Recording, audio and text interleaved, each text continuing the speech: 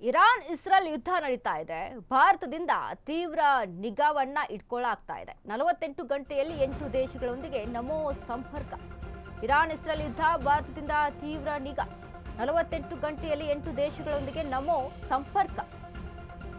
8 Gulf ಅಧ್ಯಕ್ಷರಿಗೆ ಕರೆ ಮಾಡಿ ಮೋದಿ ಚರ್ಚೆಯನ್ನ ಮಾಡಿದ್ದಾರೆ. ಯುದ್ಧದ ಕಳವಳ ಹಾಗೂ ಭಾರತೀಯರ ಸುರಕ್ಷತೆ ಬಗ್ಗೆ ಚರ್ಚೆ. ಕತಾರ್, ಸೌದಿ, ಒಮನ್ ಜೊತೆ ಪ್ರಧಾನಿ ಚರ್ಚೆಯನ್ನ ಮಾಡಿದ್ದಾರೆ. ಇಸ್ರೇಲ್ ಪ್ರಧಾನಿ ನೆತನ್ಯಾಹು ಜೊತೆಗೆ ಚರ್ಚೆ. ಇರಾನ್ ಇಸ್ರೇಲ್ ಯುದ್ಧ, ಭಾರತದಿಂದ ತೀವ್ರ ನಿಗಾ. ನೋಡಿ, ಅಲ್ಲೆಲ್ಲೋ ಯುದ್ಧ ನಡೀತಾ ಇದೆ, ಬೇರೆ ದೇಶಗಳ ಮಧ್ಯೆ ಯುದ್ಧ ಸಾಗ್ತಾ ಇದೆ. ಅಮೆರಿಕ, ಇಸ್ರೇಲ್ ಮತ್ತು ಇರಾನ್ ಅಲ್ಲಿ ಯುದ್ಧ ನಡೀತಾ ಇರಬಹುದು. ನಮಗೇನು ಸಂಬಂಧಪ್ಪ, ನಾವು ಸುಮ್ಮನೆ ನೋಡ್ತಾ ಕೂತ್ಕೊಂಡ್ಬಿಡೋಣ ಅನ್ನುವಂಥ ಸ್ಥಿತಿ ನಮ್ಮ ಪ್ರಧಾನಿಗೆ ಇರೋದಿಲ್ಲ. ಯಾಕಂದ್ರೆ ಬೇರೆ ಬೇರೆ ದೇಶಗಳಲ್ಲಿ ಕೆಲಸಕ್ಕೆ ಅಂತ ಹೋದಂಥ, ಬೇರೆ ಬೇರೆ ಕುಟುಂಬ ಸಮೇತ ವಾಸವಾದಂಥ ಎಷ್ಟೋ ಫ್ಯಾಮಿಲಿಗಳು ನಮ್ಮ ಭಾರತೀಯರು ಅಲ್ಲಿ ಇರುವಂಥದ್ದು ಬೇರೆ ದೇಶಗಳಲ್ಲಿ.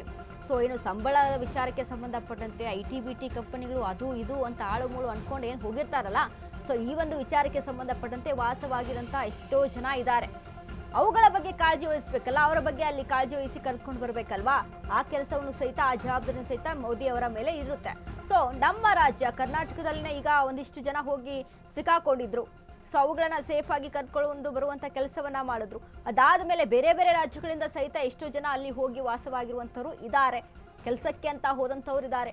ಅವುಗಳನ್ನೆಲ್ಲ ಅಲ್ಲಿ ಕರ್ಕೊಂಡು ಬಂದು ಸೇಫ್ ಆಗಿ ಅವ್ರನ್ನ ತಾಯ್ನಾಡಿಗೆ ತಂದು ಬಿಡಬೇಕಲ್ವಾ. ಈ ವಿಚಾರಕ್ಕೂ ಸಂಬಂಧಪಟ್ಟಂತೆ ಮೋದಿ ಅವರಿಗೆ ಒಂದಿಷ್ಟು ಚಾಲೆಂಜಸ್ಗಳು, ಸವಾಲ್ಗಳು ಇರುತ್ತೆ. ಸೊ ಹೀಗಾಗಿ ಸತತವಾಗಿ ಗಲ್ಫ್ ರಾಷ್ಟ್ರಗಳ ಜೊತೆ ಸಂಪರ್ಕದಲ್ಲಿದ್ದಾರೆ. 48 ಗಂಟೆಯಲ್ಲಿ 8 ರಾಷ್ಟ್ರಗಳ ಜೊತೆಗೆ ಅಲ್ಲಿ ಮಾತನಾಡಿದ್ದಾರೆ ಅನ್ನುವಂಥ ಇನ್ಫಾರ್ಮೇಶನ್ ಇರುವಂಥದ್ದು.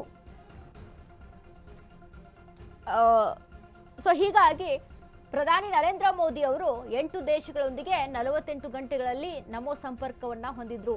ಮತ್ತೊಂದು ಇನ್ಫಾರ್ಮೇಶನ್ ಸಿಕ್ಕಿರುವಂಥದ್ದು ಏನಂತ ಅಂದ್ರೆ, ಮೋದಿ ಏನು ಮಾಡ್ತಾ ಇಲ್ಲ, ಮೌನವಾಗಿದ್ದಾರೆ. ನಮ್ಮ ದೇಶ ಯಾವುದೇ ರೀತಿಯಾದಂಥ ಪ್ರತಿಕ್ರಿಯೆಯನ್ನ ಕೊಡ್ತಾ ಇಲ್ಲ.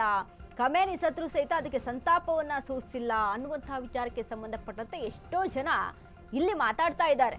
ಯಾವುದ್ಯಾವುದೋ ಗಲ್ಲಿಯಲ್ಲಿ ಕೂತ್ಕೊಂಡು ಮಾತನಾಡ್ತಾ ಇರುವಂಥದ್ದು. ಬಟ್ ಒಬ್ಬ ಪ್ರಧಾನಿ ಆಗಿ ಅಲ್ಲಿ ದೇಶದ ಸುರಕ್ಷತೆಗೆ ಯಾವ ರೀತಿಯಾಗಿ ಕೆಲಸ ಮಾಡ್ತಾ ಇದ್ದಾರೆ ಅನ್ನುವಂಥದ್ದು ಅವ್ರಿಗೆ ಗೊತ್ತಿರುತ್ತೆ.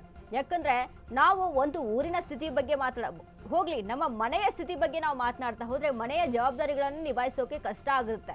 ಅಂಥದ್ರಲ್ಲಿ ಒಬ್ಬ ಪ್ರಧಾನಿ ಇಡೀ ದೇಶದ ಬಗ್ಗೆ ಅಲ್ಲಿ ಜವಾಬ್ದಾರಿಯನ್ನು ತೆಗೆದುಕೊಂಡು ಅವುಗಳ ಬಗ್ಗೆ ಅಲ್ಲಿ ಕೆಲಸವನ್ನ ಮಾಡ್ತಾ ಇದ್ದಾರೆ ಅಂತ ಅಂದ್ರೆ ಸುಮ್ಮನೆ ನಾವೆಲ್ಲೇ ಕೂತ್ಕೊಂಡು ಮಾತನಾಡೋದಲ್ಲ. ಮೋದಿ ಅವರು ಮೌನವಾಗಿದ್ದಾರೆ ಅನ್ನುವಂಥ ಮಾತುಗಳು ಎಲ್ಲೆಡೆ ಕೇಳಿ ಬರ್ತಾ ಇದೆ. ವಿರೋಧ ಪಕ್ಷದಿಂದ ಸಹಿತ ಕೇಳಿ ಬರ್ತಾ ಇರುವಂಥದ್ದು. ಬಟ್ ಪ್ರಧಾನಿ ನರೇಂದ್ರ ಮೋದಿ ಅವರು ಯುದ್ಧವನ್ನ ನಿಲ್ಲಿಸುವುದಕ್ಕೆ ಮಾತನಾಡ್ತಾ ಇದ್ದಾರೆ 2 ದೇಶಗಳ ಜೊತೆಗೆ ಅನ್ನುವಂಥ ಇನ್ಫಾರ್ಮೇಶನ್ ಒಂದು ಕಡೆ ಇದೆ. ಗಲ್ಫ್ ರಾಷ್ಟ್ರಗಳ ಜೊತೆಗೆ ಮಾತನಾಡ್ತಾ ಇದ್ದಾರೆ.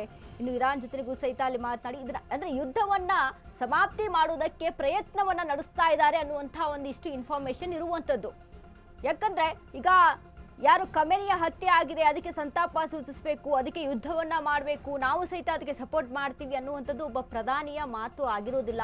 ಅದು ಒಬ್ಬ ಪ್ರಧಾನಿಯ ಜವಾಬ್ದಾರಿ ಆಗಿರುವುದಿಲ್ಲ.